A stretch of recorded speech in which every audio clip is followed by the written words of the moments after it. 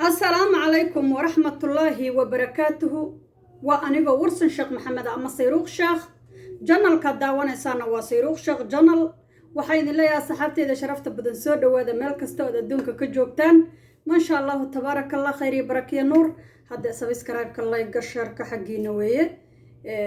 وحي عاية بريئا كنا هاي وحي وحشيقة إن شاء الله بإذن الله الرحمن هدي ورب عليك النقطة gabar Soomaaliyeed hooyo Soomaaliyeed oo sharaf badan oo runtii xaq iyada leedahayna rabto xuquuqda iyada dusheeda saarana rabto inay gudato dalkana ummadda Soomaaliyeed oo dhan inuu u baahan yahay yacnaha cadeynayso laakiin laga hortaagan yahay iyada wax qabadkeedii aadan runtii gabadhan walaasheeya marwadan sharafta leh aadan runtii hadalkeeda ugu qancay ma sha Allah tabarakallah iyo say oga hadashay iyo sidaysan odayaasha u rabin inay gabdhuhu wax noqdaan ama ragguba inay gabdhuhu wax noqdaan inay gabdhuhu meel ka muuqdaan inay gabdhuhu heer gaaraan wixii diinteena dhaawacayo ma ku jirno bariyan kana laakiin wixii aan diinteena dhaawacaynin aan leenahay ku garab istaaga laakiin raggiina ku garab istaaga ee ku dhiirigeliya maxaan ku rahdaay la wada maamulka haday haweenku ku garab taagan tahay qofkaas guul iyo libin uu gaara ninkaas libin buu gaara ninka ay gabdhuhu ama haweenku ay garab taagan yihiin waa nin aan laga guuleysan karin laakiin hadda aragtid nin laga guuleysanayo waa nin dumarkii yasay oo dumarkii iska reebay oo dumarkii u arkaynin inay wax qaban karaan marka abaayo Soomaaliyeed abaayad wadaniyad ah runtii hadaladeeda aan jeclaystay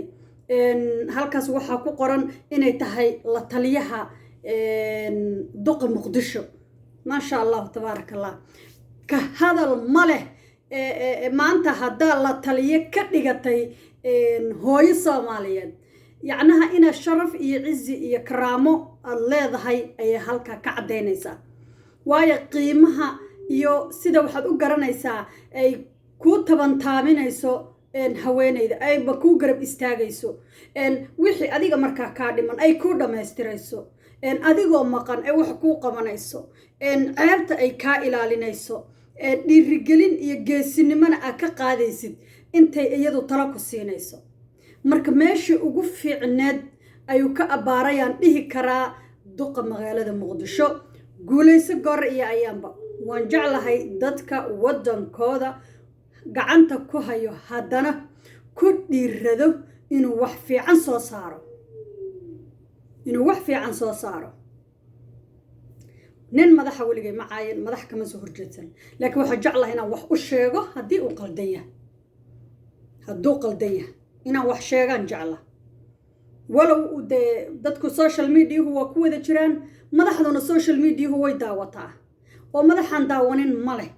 laakiin abaayadan hadalkeeda insha Allah biidmillaahi rahmaan aanoo sii daayo because ayada asaga wuxuu ku jiraa hadalka quruxdiisa wuxuu ku jiraa hadalka qiimihiisa wuxuu ku jiraa hadalka aan maanta soo duubahayo ee kaamiradan isoo hor istaajiyay inaan ayada ka arkay biidmillaahi rahmaan ilaahay cimrigeeda ha barakeeyo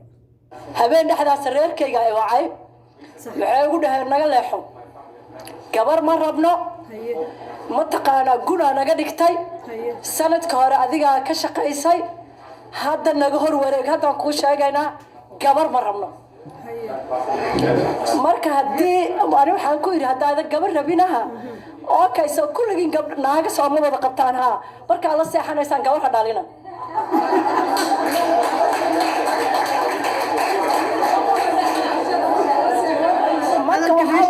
gabaraan dhalayna gabaraan ugu abtirsanayso gabar ma rabno uma maleynayo inay wax soconayso tahay aniga gabdhaha waxaan rabaa hal tal inaad ku tarsado ana hadda saaki safarkii mid waxaan ka mid baydhabo horta gabar reer koonfur galbeeda 100% waa isubtaa inay xildhibaan noqonayso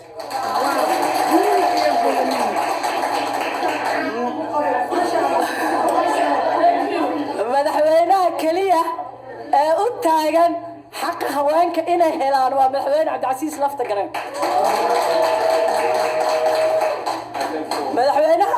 aan gobolka aan u socdo hirshabeelle waa nin fiican waa nin gabdhaha rabo laakiin qabaa'ilkaa ka xoog badan qabaa'ilkeegnana anaga qoryahay wataan walaashay madiine caabi sanadka hore keligeedaa la xabaday laakiin sanadkan ani waa la sugaa marka anaga batuula waxaan ka rabnaa hubki meeshay nooga keeni lahayd nalagu daafici lahay insha allah batuulo reer torontay nala ahayd runtii abwaaladii toronto ayay ahayd ka bacdi waxay u wareegatay dalkeedii hooyo inay wax qabato wiil baa looga dilay dhibaato badan bay kusoo aragtay istil waa taagan tahay waxay rabtaa inay dalkeedii wax ka qabato waxaan leeyahay batuulo sheekh axmed gaballe guul iyo gobonnimo horay u soco hooyo wanaagsan oo fiican oo dalkeeda jecel baa tahay sida abaayadan oo kalead soo saaraysa ku dayashada mudan annaguna isleenahay iyadoo kale yaa kaa dhiga maanta marka gabdho waxaa idin leeyahay ma aha shirarkaan hoose kaliya inaan qaadano waa inaan taa madaxa karfan ku xiran amba calaamad cad amba calaamad guduudan dariiqadiina istaagno madaxweynaha nama diidano ra-iisul wasaaraha nama diidano maamul goboleedyada qaar nama diidano laakiin oday dhaqameed meesha ay ka aadi lahayn adinka idinka rabnaa odayaasha aan iska celino amba aan duubano haween dhaqameed aan samaysano waa inaan xisaabtano waxaa waaye hadda boqolkiiba waxaan leenahay 24 aan umalaynaa 30 ma jirto boqolkiiba 10 inaan this time halayno I don't think so waxaan rabnaa ani hadda ka hor shaqa waxaan ka raadsaday anigoo joogo London konton qof ahayn laba dumara iyo 48 nin ahayn waxaan ka soo hal qof ala rabaa shaqadaas konton qof ah oo aadna aniga